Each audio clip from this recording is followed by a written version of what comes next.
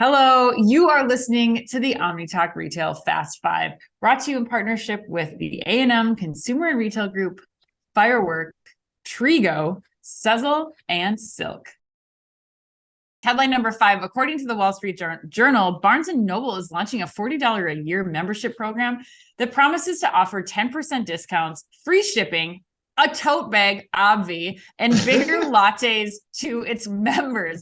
So in addition, the bookseller is also launching a free lower tier membership program that allows members to earn a virtual stamp for every $10 spent online and in stores, and translate into a $5 credit for future purchases once 10 stamps have been accumulated. Chris. Yes. What are your thoughts on this? Are you into this Barnes & Noble, the B&N loyalty program that they're starting here? Yeah, I can't wait to hear what you think on this too, because when we talked about this, we didn't really talk about this one at all when we picked the headlines yesterday. And when I first told you about it, I'm like, I don't like this at all. But I actually hated it when I first heard about it. But then I read into it and I was like, oh my God, there's a lot here that I like. Like I didn't like it at first because I didn't think it was a compelling value for the avid book reader. Like I'm like, what am I getting for $40? Like 10% off a book? Like I'm already coming to you. So it's not going to get, I don't think it's going to get new customers to you, Barnes & Noble, because they're probably already coming, the avid book readers. But the beauty of it to me is actually what it's merchandised against, which is a free offering.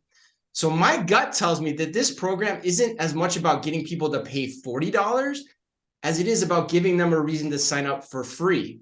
And the 100%. Reason I say that is the quote from James Daunt, the Barnes & Noble CEO, who also happens to understand the book business pretty well, better than anyone, because he's also the longtime chief executive of Waterstones, which is across the Atlantic. He told the Wall Street Journal, quote, "If you don't have a free program, the vast majority of your customers are blank to you. Through such a program," he said, "you can learn what they are buying and then promote to them and engage them," end quote.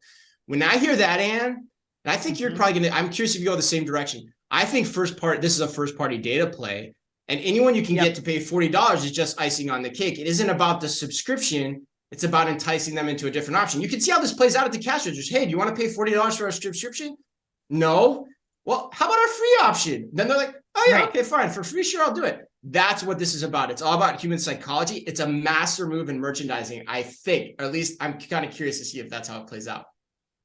Yeah, no, I love it. I think that you do. Okay, nice. I do, because one of something that you said earlier, like you have a very loyal, I think people listening probably don't understand, like you have a very loyal fan base of Barnes & Noble. Like these people have been through with you since the pre-Amazon, right? And like, so Barnes & Noble is very smartly getting more from their that hardcore Barnes & Noble audience. They're giving them this $40 a year for people is like nothing. Like that's totally fine for them who are already going to Barnes & Noble. Like, yes, they're going to want all of these perks for only $40. Like it totally makes sense. They go there. This is their repeat visit place for them.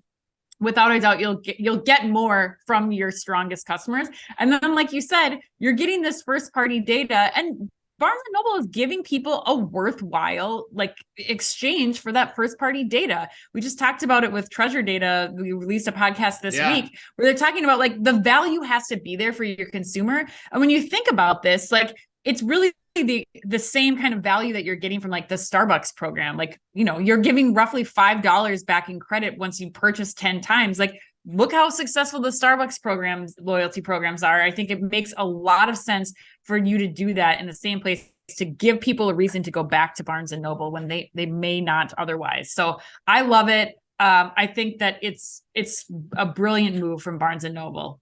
Interesting. Yeah. And there are a lot of people poo-pooing this on social media. And so I would encourage them, take another look at this, like think about it hard. And that's interesting for you too, because you have been the biggest poo-pooer of other subscription programs, like the Panera one, to bring that up for all those loyal OmniTalk fans will remember that conversation. Well, we'll put that aside for another day, but I just think it's important to call that out, that you're in on this one, because it is kind of telling when you put it in that context. All right. Yeah. You can also order things online from Barnes & Noble. You can't order your coffee before 9 a.m. from Panera and have that delivered to your house. So there's a few flaws in the Panera subscription, just to hold my position and defend myself. Yes.